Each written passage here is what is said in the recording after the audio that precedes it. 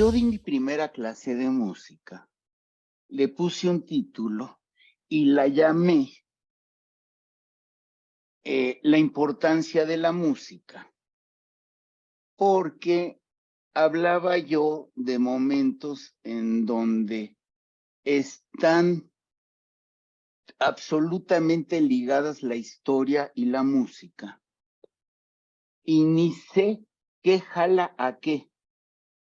O sea, no conozco otro elemento físico más que la música que pueda provocar tales emociones en muchos sentidos, entre ellos el sentido épico, heroico, nacionalista. Bueno, miren, no sabía si poner o no, y yo creo que por seriedad, no, y porque esta es una clase de música y no es una clase de política. Pero lo más emotivo de ayer, sin duda alguna, y lo dice todo mundo, fue cuando se cantó el himno nacional mexicano.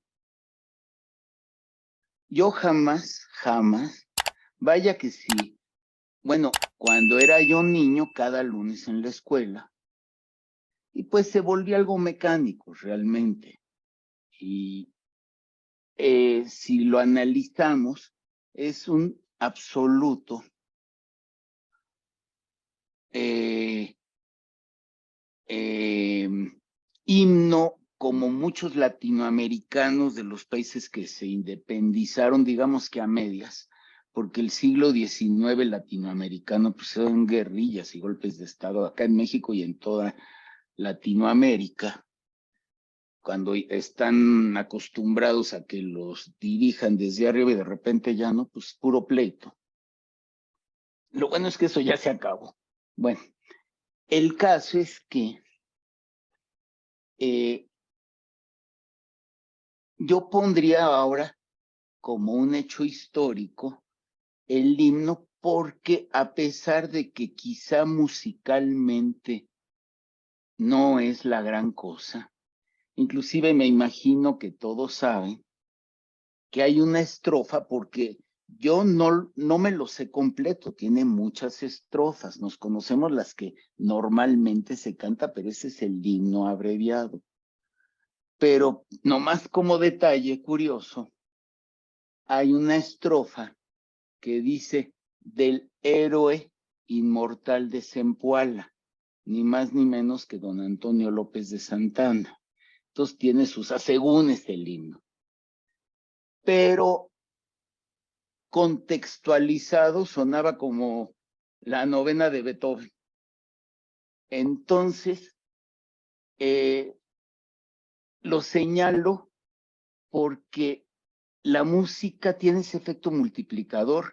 No sé quién lo haya sentido igual que yo, pero fue impresionante. Por televisión, por radio, estando allí como fuera. Todo mundo coincide que fue un momento, es más, he vuelto a ver el video y me vuelvo a emocionar. Está muy bonito, véanlo. Y como que con mucho, muy padre, muy bien. O sea, me sentí muy orgullosamente mexicano y con mucho amor a México, muy rico. Bueno, ahora sí empezamos la clase. Miren, hoy, como les había prometido, vamos a continuar con la sonata, para mi gusto, pues la más importante. Les decía yo que tengo, a pesar de que soy mozartiano, que a veces hasta siento que un poco fanático, en el mal sentido, pero pues creo que también lo estoy siendo de Schubert. A pesar que de Schubert voy mucho más lento, bueno, también de Mozart, digo, obviamente no conozco los 626 quejes, ni de relajo conozco las 41 sinfonías, yo creo que ni los 27 conciertos para piano. O sea, que además de todo, y mueren tan jóvenes, muy trabajadores, además, muy prolíferos. Tanto Mozart como Schubert. Schubert, ¿por qué voy mucho más lento? porque es infinitamente más difícil de escucharlo. Es que hay que meterse mucho más adentro, ¿no? Bueno, eso pasa con Schubert, pero como decía Isaac Stern, entre más das, más recibes. Entonces, como les digo, a Schubert hay que escucharlo, pero de una manera muy metida, muy metida, porque además nos va a meter a un mundo. Digo que además, a diferencia, digamos, de un Bruckner, y se vale porque es una realidad. En Bruckner uno se puede distraer y volver a entrar, no pasa nada. A mí me pasa, a veces es exageradamente monótono. Es más, una vez platicaba yo con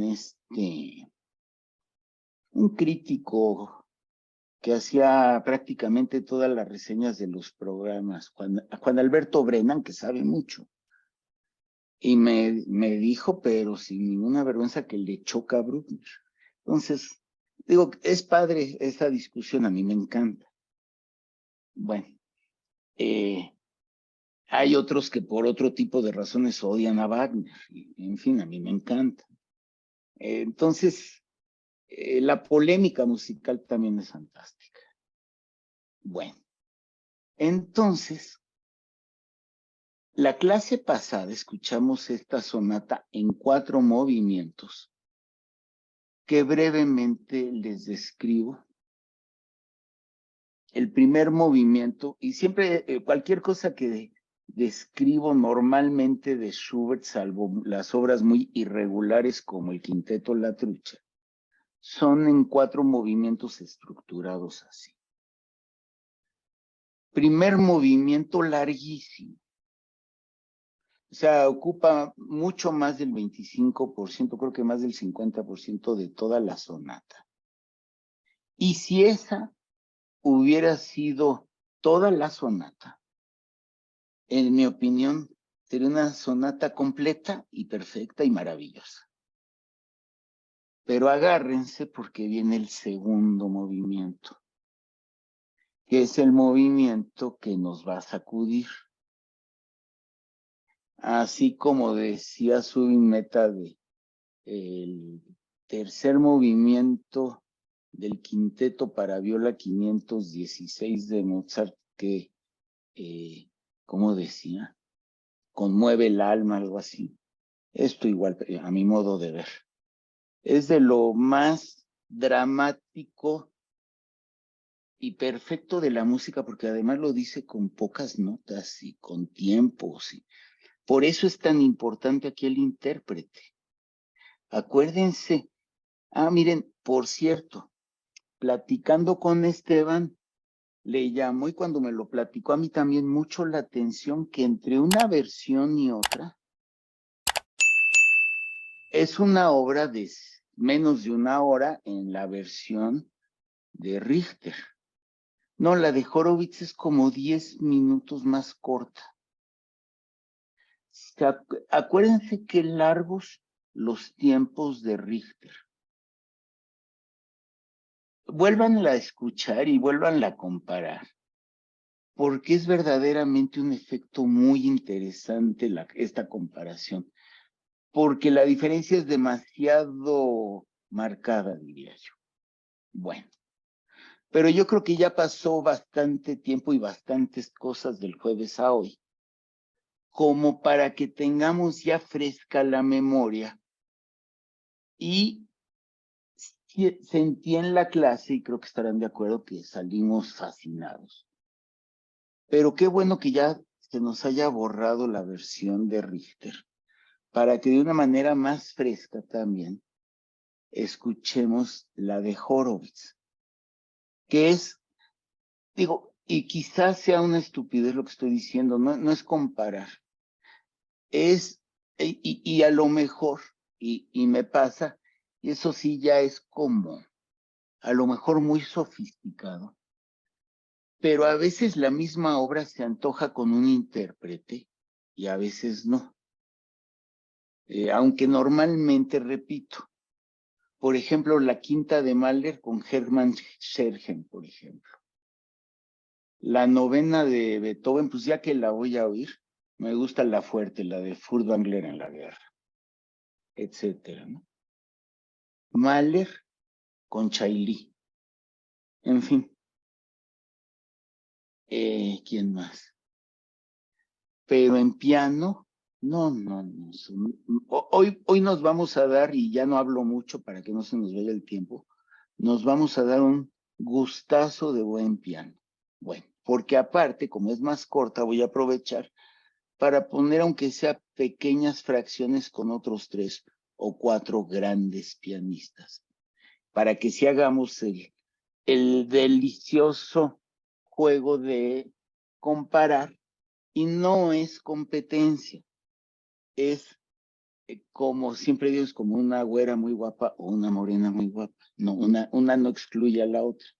Así es esto. Bueno, entonces el primer movimiento, les digo, es un cosmos.